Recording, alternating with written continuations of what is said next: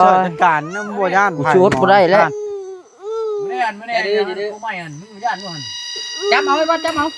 จับ ชื่อมาบ่กิน บ่อยไผสิจับเอาคนขี้ดื้อจับ เอาไปเข้าคุกเลย จับไปส่งตำรวจแล้วคนขี้ดื้อ ตำรวจมาเบิ่งสิโทรหาตำรวจกันนะ โทรโอ โทรหาตำรวจกันอย่าดื้อ เอาก็ เบาโท สิ ร กิ หาน ตำรวจแล้วเนี่ยเอ้คันตีพ่อเบาโทรหาตำรวจ โทรหาโอเอามาจับไปเข้าคุก ฮัลโหลตำรวจบอกมีคนอาละวาดด่วนตอนนี้มาด่วนนี่เห็นหน้าลุงเชิดเด้ออันนี้มาฮอดวัดได้ฮะนั่งอยู่นั่งอยู่ก่อนนั่งอยู่ นั่งอยู่ นั่งอยู่ คันยังอาละวาดเจ้าเพิ่นจับไป อันนี้รถเจ้ามาเดี๋ยวดิมาจับมาด่า นี่ไผมาน่ะผู้ อ้าวยังบ่ย่าเพิ่นถึงจับแล้ว คันให้เป็นแห่งจับได้ให้จับบ่โอ้ยบ่ยอม โอ้ฟ้าโอลิอย่าลืมกดติดตามเพื่อเป็นกำลังใจให้ผมด้วยนะครับทุกคนขอบคุณมากๆครับพี่น้องเอ้ยเปิดภาพขึ้นกันตอนค่ำยามมืดด้วยบ้านนี่พี่น้องเอ้ยทางเฮาก็มาลำหลังหมู่ทีมงานในเมื่อเบิดเฮาอยู่กับบ่าวโอริสัก2คนพี่น้องเอ้ยบ่ได้เป็นหมู่กันไฟแสงสี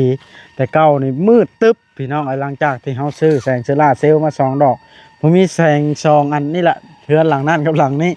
อันนี้พอคำหลาแล้วจะให้โคมเยืองอยู่โอ้สบายดีเด้อสบายดี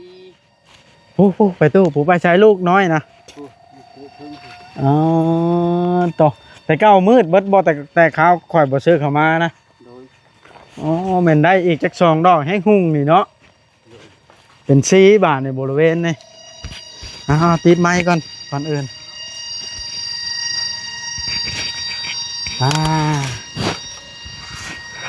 คนมืดอะไรนี่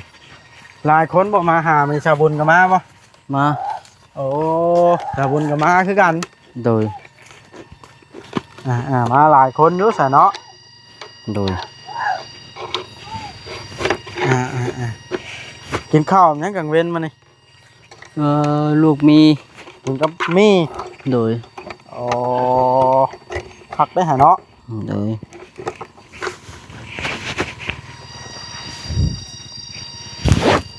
ผักกว่าอันจำแจ้วโคโลนอยู่ข่อยว่ากินข้าวยังล่ะมีได้ฮะกินแล้วไปอยากกินกันได้ยังกินลูกบ่ยังไปลูกยังไม่ได้ปูนอนจำบนนอนใหม่เนาะยังมันยามฮ้อนปะโดยแต่มันเก่าเนาะมันเก่าหัวเราก็ได้เห็นได้จังบนปูนอนเอาถามว่าไปปลุกมันไหม้ก่อนไปนอนมันไหม้เวลา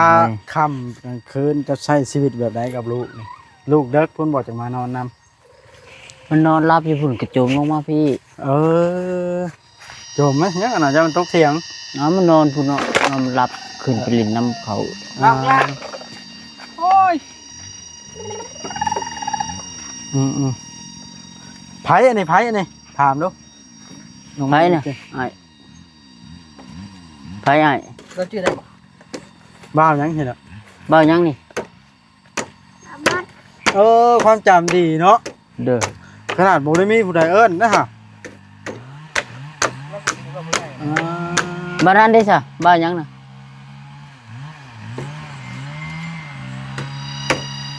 ฮะเขินบ้านะบ่จักบอกเล่าให้ฮู้จักเบาลิเบาลิซาแนลเหรอกินโลดลูก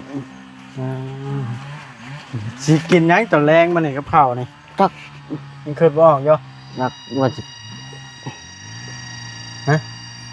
มันคือสิย่างลงไปเอาน้ำมันพืชทอดไข่เที่ยงเขาบ่ทางกายมาน่ะพอเฮาไปเบิ่งดินใหม่เอาแล้วไปเอาไปคอของเขานะต้มกินเอาซะก่อนต้มบ่ว่าบ่มักบ่แซ่บคือทอดบ่มักต้องไข่หรือเปล่าเลยไข่ที่เราไข่บ่เลยเอาเลยพอเป็นแซ่บข้าวทอดข้าวต้มเนี่ยบ่ได้ให้กินได้ดอกได้อยู่ต้มเลย มันต้ม กินกับข้าวบ่ได้ เจ้าก็ต้มเพราะมันเป็นยางอันนี้ยางมะตูมนะใส่ใส่น้ำ เชื่อบ่ข่อยน่ะมักกินดอก เชื่อแต่ เล็ เด็ กน้อยใจบ่ได้กินลาบงัวผู้เดียววานนี่ค่อย จะข่อยได้บ่ได้กินลาบเมื่อวาน ทีมงานคนเป็น10เนาะบ่ได้กินแต่เบาลิผู้เดียว ตั้งผู้จงไว้ให้กันนี่ตั้งจิผู้จงให้กันนี่เนาะ ไผวัดซอยไม้กลางคืนนี่มีบ่แนวนี้ก็ได้ มี เออแบบหล่นไข่ได้จะมากินบ่หล่นไข่ หลุนไข่ เป็นบ่หล่นไข่ บ่ได้ หน้าค่อยสิหล่นให้กินกันบ่เป็น บ่ได้หลุนไข่ เอ้าเจ้าก็ใช้น้ำ ขัวไข่ ขัวไข่ละ ขัวนี่เจ้าใช้น้ำลายหรือน้ำน้อยขัวไข่ น้ำน้อยก็ได้น้ำลายก็ได้ น้ำลายมันสิเป็นขัวบ่ เป็น แกงไข่เด้อน่ะ ขัวรุ่นน้ำบ่เป็นขัวรุ่น แต่ว่าคือขัวอันแมงขนุนนี่ เป็นไรอาบน้ำแบบว่าไปอาบอยู่ไสนี่ ที่นี่ สร้างนี่บ่ เลย คือโยกยากใช่ซะ มันเพเนาะลุงเนาะ เพลผู้ได้น้องสาวผู้ได้ โดดเลย โดดเลย บักคำน้อยอันนี้ ไปเมื่ออื่นจังมาพร้อมกันไปไปขึ้นรถค่อยนี่เมื่อปะเมื่อค่อยสิให้กินขนมลายมากไม่ก็มีเมื่อปะ เจ็บที่ให้ข่อยว่าข่อยชื่อหมอน้อย เห็นปะใช้เบิ่งจิหัวตัวนะ หมอน้อยแล้วข่อยว่า ว้าวมันสิเป็นน้อยอันนี้ ลาบหัวเต็มหันแค่ไปกิน โอ้ยเบิดกับโบเบิดเนาะ เลย มีฮัดจองพ่อบ่ได้นี่ กระชามช่องอันใดกระชาม มีฮัดจองทอดไข่ แม่น เขาเอิ้นว่าทับ บ่ พี บ่แม่นหม้อผู้ทอด แม่นปะ เลย อันนี้ขล้นชื่อป่ะ เลย เจ้าเรื่องมาแล้วบอกว่ากระชามน้อยกระช่องอัน อ๋อ เป็นนะข่อยชื่อนะ ไม่ปิ้งไผจะซื้อนี่ ตัวนี้ โอ้พักแล้วไม่ปิ้งรุ่นนี้มันบ่เข้าเมี่ยงเอาปิ้งหั่นปิ้งนี่ เลย แต่ไม่ปิ้งรุ่นเล็กมันเข้าเมี่ยงเนาะ แม่นอันนี้มันเป็นชื่อ เกิดเพชรท้อง เดี๋ยวข้อนี้ไปว่ะ ฮ้อนไหล6 นาทีนึงก็ได้ เนาะฮ้อนบ่ แม่นเลยเอ้า เป็นไดซาน ชื่อว่าจังซี่เลย พ่อทั้งช่างเพิ่นเฮ็ดเฮือนนะเพิ่นสิมามื้อใด บื้น โอ้ เจ้ายังบ่มีข้าวมาบ่ ข้าว เข้า ย้ายออกไปพูน ฮะ คมย้ายออกไปพูนได้ แม่นคันย้ายไปพุ่นละ บ่มี อยู่นี่นะเจ้าอาศัยกินน้ำอัน เลย ลุงเชิดนี้ เลย ย้ายพุ่นละยังบ่มี เลยก็เดเบาอันนั้นได้จ้ะชื่อ แล้วบอก ๆเลย แสดงว่าเจ้ามีคนแจ้งข่าวดีข่าวเรื่องข่าวแล้วนี่ เลย มีคนแจ้งข่าวดีแล้ว ตัวเราว่า3ล้านน่ะเด้ เราจะแบ่งไปซื้อเขา เลย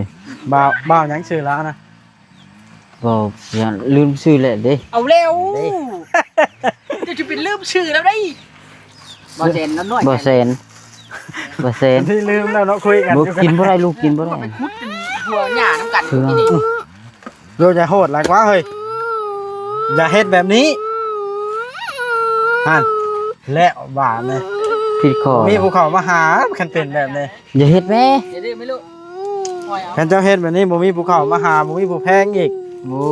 เตะฮะเอาแล้ว ติดก่อนยังหน่อยแม่ ตายแล้วเฮ็ดแบบนี้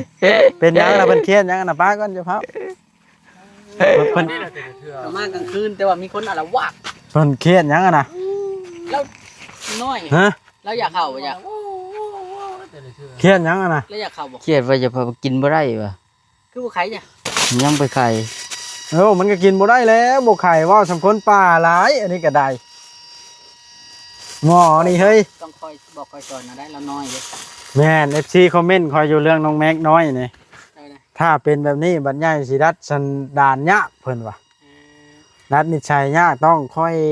เบ็ดเอาตอนมันยังอ่อนนี่ได้เพิ่นว่า เขาเอิ้นว่าไม่อ่อนเบ็ดง่ายไม่แข็งเบ็ดเนี้ย ไปเอา มันฮักบ่ โอ้ยงูเขียวกระป๋องพวกเรียกหลาย มาสิแช่ตอกนี่ผ คนเว้าบ่พังนะ ใครว่าบ่พางมาบอกลุงไว้ ดิ ใครเองก็เป็น ใครเองก็เป็นท่านเปียกเบิดบาดนะให้คุยออกบ่ให้คุยออก มาเปลี่ยนตัวใครเองได้ลูกเอ้ย อารวาสนักแล้วตอนนี้ ทั้งเป็นแล้วนี่บ่ลุงเฉิด เนี่ยนี่แล้ว อ่า เอาแล้วไทยแล้วว่าครับก็จังพ่อมันก็เลยเอาจะว่าพ่อ เราคนใจผู้เดียวเนาะ อืมอ้าวคุยเชื่อบาดนี้เฮงติ๊ก มา ใช่บ่ได้แบบนี้ พอนะหายมา โอ้แต่กี้นะลุงเฉิดบ่ทันมีดอกไผ่อันนี้มานะมืดตึ๊บเลยบ่ ตึ๊บเลยเลย โอ้โตโฟมันได้อีกดอกหนึงมา เปี้ยกระตัวเป็น เนาะ น้ำ ฮู้คักปาน กันบอกจะลิ้น กินเฮ็ดอยู่ โตแห้งบ่ฟัง ว่าเฮ็ด จะแก้มันก็เลยยังสิไปอาบน้ำนุ่งเสื้อพื้นไม้นี่เอา ต้มแกงอยู่ล่างพี่น้องเอ้ย นุ่งพื้นนี่ถ้า ไปใช้เบิดคนในเฮือนขึ้น มา เมื่อ บ้านเบิด เออ นั่นเบิดเมื่อเพียงเมื่อซื้อเลขน้ำเลขตะปูนั่นแหละ เลขกระปูพันบ่ เห็นเลขในเลขตะปูนั่นแหละ09 เอาแล้ว เล็กควาย ควาย พันเลขควาย เก้า บ่กำลาพันบ่ซะนอนตู้นี่ เล็ก เลขหยังเล่า เล็กไก่ เอาเลยเจ้าพันนะเลขใกล้เบาดิฝาก FC ซื้อหน่อยเด้อมาฮื้อพุ่นละจังสิได้เห็นคลิปนี้ ลูกพ่อก็ได้ที โอ้อ้าว ของตัวเองชั่ว ถ้าเป็นแบบนี้ล่ะต้องใส่ห้ามรถอารวาสบานะอย่านะอย่านะ โอ้ ให้ลูกเชิดจัดการน้ำบัวย่าน กูชูดบ่ได้แล้ว ไม่ได้ไม่ได้กูไม่หันมึงย่านมึงหัน จับเอาไว้บ่จับเอา จับ ชื่อมาบ่กินนะ บ่อย ตัว ไผ ความ สิจับเอาคนขี้ดื้อ จับเอาไปเข้าคุกเลย จับไปส่งตำรวจแล้วคนขี้ดื้อ เอาตำรวจมาเบิ่งสิโทรหาตำรวจกันนะ โทรโอ โทรหาตำรวจกันอย่าดื้อ เอาก็ เบา สิ โทร กิ หาน ตำรวจแล้วเนี่ยเอ้ยคันตีพ่อเบาโทรหาตำรวจ โทรหาโอเอามาจับไปเขาคุก ฮัลโหลตำรวจบอกมีคนอารวาสด่วนตอนนี้ เอา มาด่วน แล้ว นี่เห็นหน้าลุงเชิดเด้ออันนี้มาฮอดวัดอะไรฮะนั่งอยู่นั่งอยู่ก่อนนั่งอยู่ นั่งอยู่ นั่งอยู่ คันยังอารวาสเจ้าเพิ่นจับไป อันนี้รถเขาเจ้ามาเดี๋ยวดิมาจับมาด่า นี่ไผมาน่ะผู้ อ้าวยังบ่ย่าเพิ่นให้จับแล้ว คันให้เพิ่นแฮงจับเลยให้จับบ่ได้โอ้ยบ่ยอม โอ้ฟ้าโอลิมือเฮา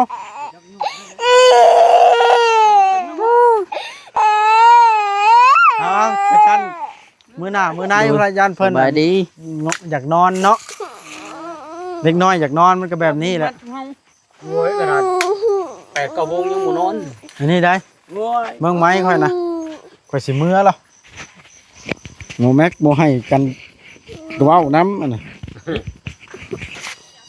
บ่าวสิโทรบอกตำรวจให้เมื่อได้ใช่เด้อให้เพิ่นเมื่อบ่หรือว่าให้เพิ่นมาคันเจ้าอยากให้เพิ่นเมื่อเจ้าอย่าดื้อเด้อบัดนี้เด้อมื้อหน้าบ่ต้องดื้อแล้วบ่าวโทรบอกเพิ่นมาจังหน่อยเพิ่นแฮงมาเผาอยู่ได้นี่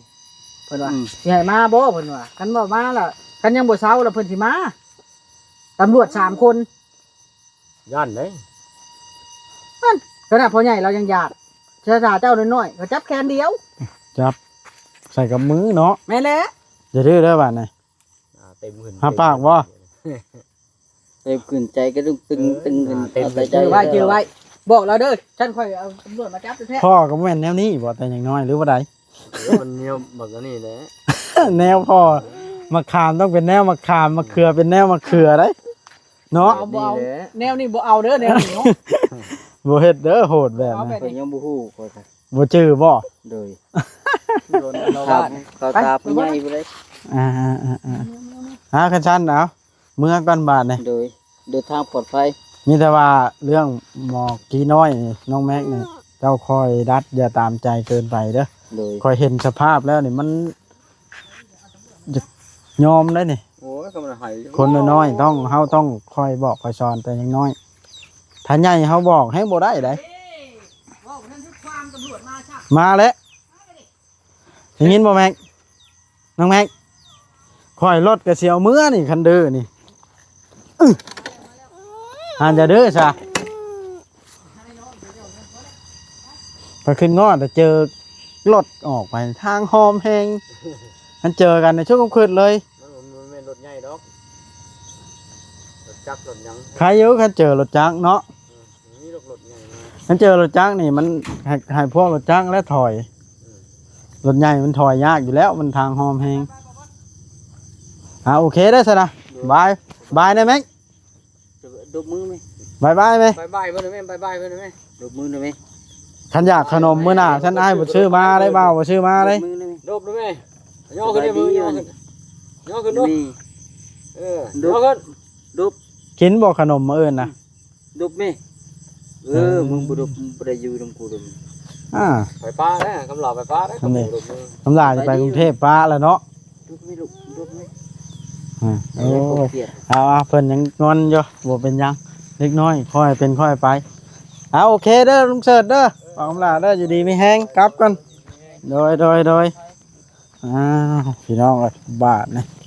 ค่ำมืดแล้วบ่าวโอริซาแนลเอ้ย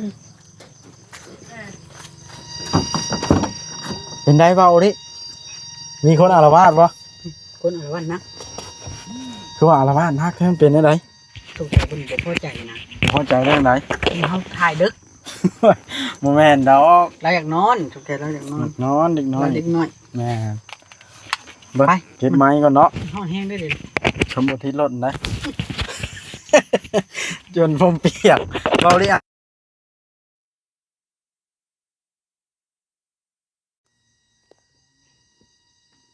เอาโอเคเด้อพี่น้อง เอาเลย บา สิ ท ถ่ายทางออกเด้อ คลิปนี้ก็ได้สิจบคลิปค่อยนะเราลีท่าทางออกบ่ มาเนาะ ยกไปหากระแจรถก็ได้เหมือนเฮียอยู่วังดินไหมคุณบ่ เรียกว่าไม่หรอกคือ หืม ย่างเมื่อนั่นมันนี่นะ ได้ตาใส่กันเนี้ยนะไปเลื่อมแห้งแท้ ฮะแล้ว เอาละว่าแบกเตรียมไปไว้บ่ได้เอาละว่าใช่อย่าปัดไม่เอาบ่อย พันแหล้วมันยังไหมเนาะ ใต้ตาเฮ็ดหยังเลยเด้อโอ้ย ใต้ตานะ ข่อยย่างไป ย่างใต้ตาโทรศัพท์หันบ่คุณมัวไหนทางนี่พร้อม อยู่ห้องเด้อก ระย่านแต่หูรถค่อยออกไป โอ้มันยังห่างอยู่ ผมว่าดิ ระวังข่าวมันเด้อ แม่มาแล้วแม่นี่แล้ว เอาไปต้องเดินทางต่อลุยไอ้คำลามื้อนี้ดูแท้ คนเพิกเนาะ อันยังบ่เมื่อบ่พวกนั้นก็ได้ นั่งเอาคิดว่า ก็บ่แสนนะพี่น้องเอ้ยจะเขียนหนึ่งแม่บัด หมอมันทางหอมก่อน เอาพี่น้องเด้อนี่ล่ะบริถ่ายจนออกชุดพุ่นละมันยังหลายนาที ว่าให้รุ่นทางว่ามันหอมซ้ำได้ แม่นบ่ แต่นี่ยังกว้างเยอะเนี่ยวางกว้างเลยเนี่ยเพราะหูรถด่านวัดทั้งสองข้างแล่เล็กหนึ่งพุ่นละ โอ้ยบ่ได้ชื่อหยังมาชูแม่กินจำมัน เราชื่อเราเห็นไหม ชื่อหยังล่ะ แพ็คน้ำลายเลยอะเราเข้าตลาดเนาะ บาติกินเบิดแล้วบาติ ถือว่าดิ บ่ว่าแหละจะออกไปทางใกล้ทางนั้นโพดทางนี้ หมดแล้วเอาใกล้แล้วคนให้การะยะข้างหนึ่งเด้บ่ให้มันพลาดเนาะ เด็กไว้ๆด้วยนะบ่บ่ เอาวันนั้นว่า แม่บ่นี่พี่น้องที่บ่บ่เจ้ากูเล่นไว้ มันทางงอมเนาะ ๆบ่หอมจำนี้นะ ฮะ เคยครับอยู่มาจิครับนี่ พี่น้องเห็นบ่มือเอารถเบาลิมาว่าให้เบาลิเล่งไวๆแล้วว่าบ่หอมแล้วว่ามาสิครับนี่แล้วว่าน่ะก็ลิแล้วว่าเอาคืนเพกับรถเบาลิพุ่นเพ เจอแค้นว่า แก่แค่บอกว่าจ้อยอยู่บอกว่าจ้อยคุ้มเอาไปฮอดดินไหม้เด้อว่ะแล้วเราเพิ่นบ่มานำเราจ้อยเครียด เครียดอย่างนั้นนะ จังแล้วเราจังบ่มานำเจ้าจังมื้อแล้วเราบ่มานำเจ้าน่ะ2มื้อบ่ได้ มือหนึ่ง ว่านี่มาบ่ แต่ว่านี่เราบริมานะ เป็น2มื้อนี้เนาะ คือสองวันนี้ ต้องคุยให้รู้เรื่องกันนี่เฮา เรื่องอะไรนะ โดยสาเหตุที่บ่มานํกันนี่แล้ว ว่าเราคนละบ้านเด้ บิ๊กแกคนมาเนี่ยบ่เดี๋ยวแล้วเดี๋ยวนี่ เห็นตาม น้อง เยอะ เห็นตาแล้วว่า เอาโอเคเด้อพี่น้องบ้านนี้เนาะ ดีครับ นี่ก็เป็นกำลังใจให้ช่องไอ้น้องเขาเนี่ยลุยเต็มที่พี่น้อง เต็ม เพราะว่า ที่เนาะ มีทั้งดีแน่ดราม่าแน่ปะปนกันไปบ่แม่นว่าสิเอาแต่อย่างเดียวได้พี่น้องมีรสชาติ ของ มัน ชี จื วิต ดโพดนะมีแต่ว่าเขาลุยไปตามภาษาเขานี่แหละมีดีแน่ชั่วแน่ นี่ทางนี่บ่คำลาทางเก้าหม่นได้นี่เนาะ แม่นแม่นแม่นโอเคพี่น้องสบายดี แบบ โอ้ย8 นาทีฟันละถ่ายทางนี่ค่อยๆวัด มันวิทย์ทางห้องเลยแบบ พี่ทำพร้อมกับคอย โอเคเด้อพี่น้องเด้อคลิปนี้ รถ ก็ได้ วิโก้เวลาจอดไว้นอกกระจกเนาะ อะไรคนแล้วเพิ่นอยู่ในห้อง ก็ยอมนะครับเทื่อมุ่งเอาถุนยิงได้ครับคนแน่ คนเฒ่า โอ้ย ป้าคำจันทร์ อย่าไปทวง แล้วสิให้บ่ อย่าขึ้นมาเด้ออย่าขึ้นมา ห้ามขึ้นมาเด็ดขาด ห้ามขึ้นรถเด็ดขาด บ่ให้ขึ้นอย่าลงขึ้นก็ลงเดี๋ยวนี้อันนี้ลงกันเลย อ้าวอันนี้ก็ว่าหยอกเนาะพี่น้องโอเคเด้อคลิปนี้จบสำนี้ก่อน ก็ เพื่อนกัน ตรงนี้นะโอ้ยอย่าซิ่งหน่อยก็ สิ่งอะไรอีก มันทางโค้ง โอเคเด้อพี่น้องมาเลยจบก่อนพบพ่อกันในคลิปต่อไปมื้ออื่นพุ่นละบัดนี้มื้อหน้า